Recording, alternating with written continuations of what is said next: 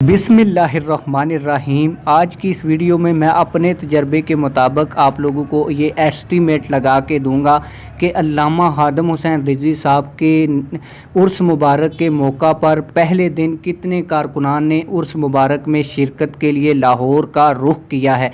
इसके अलावा ये भी आप लोगों को बता दूं कि कल इस तादाद में मज़ीद इजाफ़ा होगा और जो परसों का आखिरी दिन है इसमें काफ़ी ज़्यादा तादाद में इजाफ़ा होगा।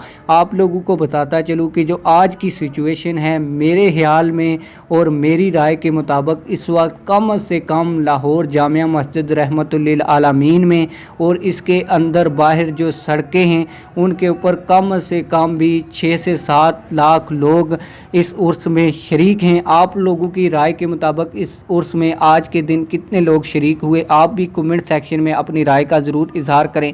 उम्मीद है कि आज की ये वीडियो आप लोगों को पसंद आई होगी। वीडियो पसंद आई है तो वीडियो को लाइक करें, चैनल को सब्सक्राइब करें। मिलते हैं किसी और वीडियो में। अल्लाह हाफ़िज़।